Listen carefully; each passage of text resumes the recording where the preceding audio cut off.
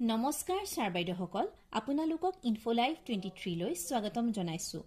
আপোনালোকে ইতিমধ্যে অৱগত যে ইনফোলাইভ 23 আপোনালোকৰ সহায় হোৱাকৈ সকলো ধৰণৰ চৰকাৰী নিৰ্দেশনা আপোনালোকৰ ওচৰত যুগুত কৰি অহা হৈছে হেহে যদি আপুনি ইউটিউবত আমাৰ চেনেললৈ নতুনকৈ আহিছে তেন্তে চেনেলটো সাবস্ক্ৰাইব কৰিব আৰু যদি ফেসবুকত আপুনি আমাৰ ইনফোলাইভ 23 পেজখনলৈ নতুনকৈ আহিছে তেন্তে পেজখন ফলো কৰি ৰাখিবলৈ অনুৰোধ জনোৱা হ'ল আজিৰ ভিডিঅ'টোত এটা অত্যন্ত জৰুৰী ইনফৰমেশন আপোনালোকৰ ওচৰত লৈ আহিছো হেহে ভিডিঅ'টো শেষলৈকে চাই ইনফৰমেশনখিনি জানি ল'ব বুলি আশা ৰাখিলো এতিয়া আজিৰ খবৰটোলৈ আগবাঢ়ো AWT মেছেজটো আহিছে from Finance Assam Dispur to all district commissioners sub-divisionals district commissioner Kamrup Metro ইয়াত লিখিছে information all treasury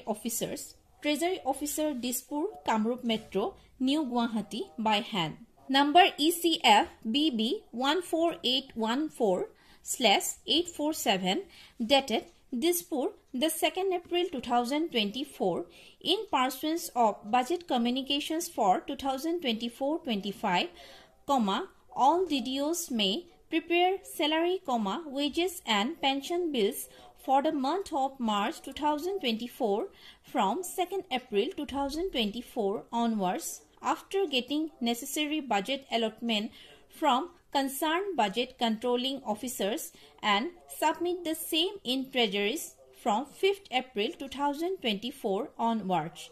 Treasury officers are directed to pass the aforesaid bills from 8 April 2024, repeat 8 April 2024 onwards. Message over. AWT message to জনাইছে যে March 2024 কৰ্মচাৰী সকলৰ দৰমহা আৰু পেঞ্চনৰ বিলসমূহ ডিডিও সকলে বাজেট পোৱাৰ পাছত 2 এপ্ৰিল 2024 পৰা বনাব পাৰিব আৰু ট্ৰেজাৰী সমূহত 5 এপ্ৰিল 2024 পৰা জমা দিব পাৰিব আৰু ট্ৰেজাৰী অফিচাৰ সমূহে এই দৰমহা আৰু পেঞ্চনৰ বিলসমূহ অহা 8 এপ্ৰিল 2024 পৰা মুকলি কৰি দিব পাৰিব AWT মেছেজটোৰ পৰা এটা কথাই স্পষ্ট হৈছে যে মাৰ্চ মাহৰ দৰমহা এপ্ৰিলত পাবলগীয়াখিনি কৰ্মচাৰী আৰু পেঞ্চনাৰ সকলে 8 এপ্ৰিল 2024 পৰাহে লাভ কৰিব আজিৰ ইনফৰমেশন ইমানেই